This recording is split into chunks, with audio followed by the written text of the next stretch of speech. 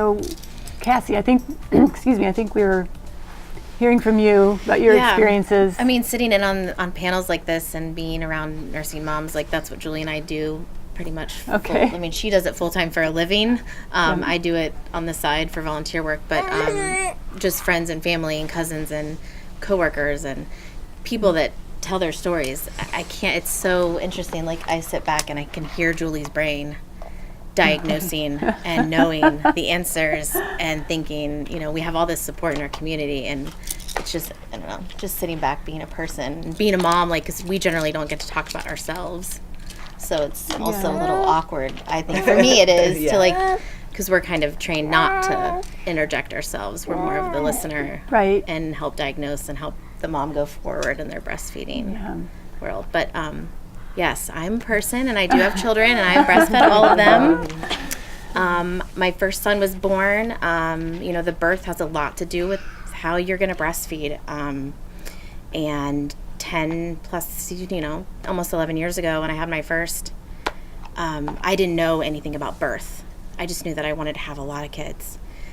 So I had trouble getting pregnant. I have PCOS, so polycystic ovarian syndrome. Okay. I don't ovulate like a normal, healthy woman does that doesn't have that issue. So it took about 1.5 years to become pregnant with him. There were no miscarriages or anything beforehand, but it took a lot of trying to have him.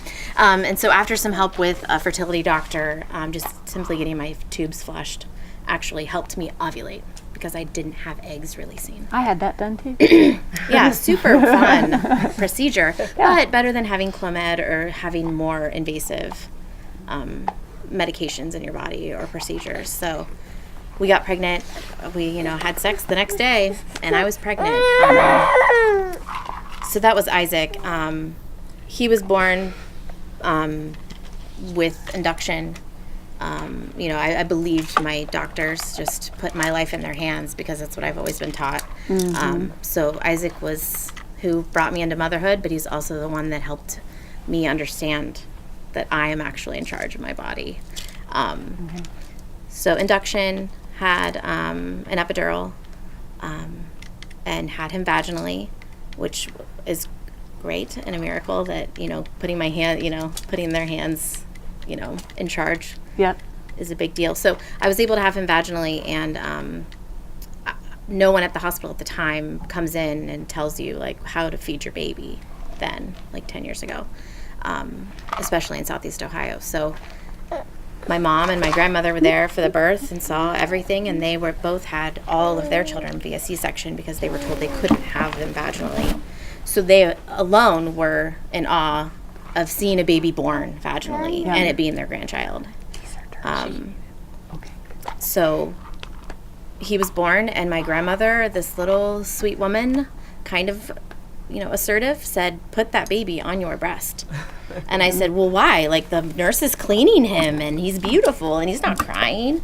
She's like, "Put him on your breast now." And I was like, "Nana, come on."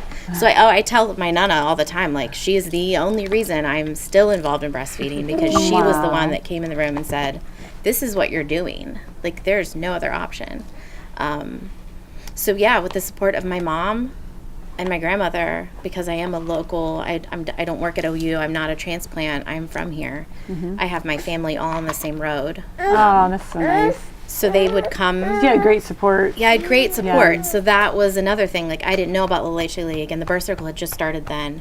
And my pediatricians were telling me to just give the child formula at every appointment, even though he was healthy and growing. Why were they telling you that? Because he had green poop at one point. And I know now that green frothy poop with gassy is, you know, too much fore milk, not enough hind milk. But at the time, I asked my doctor, and my grandmother said, "Don't listen to him. You keep nursing." And it worked. It adjusted. Like Julie said, like, your body just figures it out. Yep. So my body adjusted without any help from an IBCLC. So yeah, Isaac was my learning my learning tool into motherhood. Thank you. So then all the previous, you know, because now Julie and I both have, like, a lot of kids. So I won't go into detail of all of them, but that one's the most important to me, because I think your first experience, like Amy was saying, like, you go through a lot that you don't even realize is going to happen. Right. So having Right. medication, having a vaginal birth, having support there to tell me to breastfeed was huge. And then looking back on it, knowing he was tongue-tied, because breastfeeding hurt for me with Isaac for 3 years. Like, it was not comfortable. Right. I just thought that's how it was supposed to feel. And looking back on it, like, now I can say that he is not severely tongue-tied, but enough that it's there. And eventually, insurances don't pay for it. So I didn't know that. I have to come up with some extra money to get that taken care of for him. Okay. But why doesn't insurance cover that? I'm so I feel like it surprised. just hasn't kind of caught up yet because a dentist is who we're going to now for the releases. Okay. My one daughter had the tip of the tongue tongue tie, and so her pediatrician clipped it in the office, and it helped. But I realize now, looking back, that she was still tied in the back part, the posterior part of the tongue. Okay. And so now we refer people to dentists.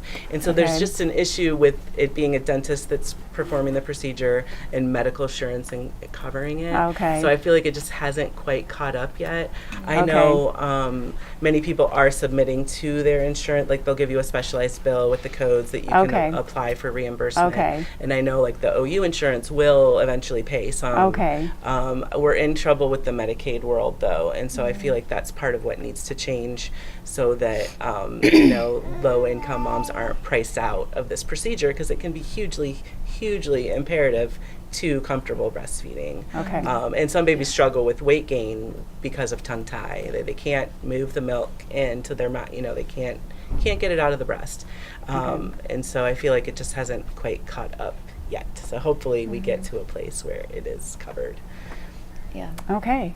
But my second, fortunately, wasn't. So I actually went from nursing Isaac through my pregnancy with Samuel, and then tandem. So I nursed both my almost 3-year-old and my newborn, which was very helpful because I had engorgement. And when you have an older child to kind of give you that relief rather than going to the pump, that was really great. And I was fortunate enough to be able to stay home, so I didn't have a pump for the first 2. I didn't know what that meant. To have a pump. That's why I'm like, you exclusively pump. That's with your first. Like that's a lot of time. A lot of time. So yeah, Samuel, he also nursed until he was 3. Honestly, the more children you have, the more blurry it becomes as far as any trials that you have. Right. But I did learn how to baby wear. So like nursing when you are a stay-at-home. I know what that means, but maybe some in our audience may not know. It's just using a sling or a carrier of any sort so that you can have your baby on you anytime that you guys are awake, really. And moms are using them now more with their first than before, at least in my experience. So for me, I didn't have a carrier until Isaac was almost 2.5, and it became tantrums and things in Kroger. So it was like, throw him on my back.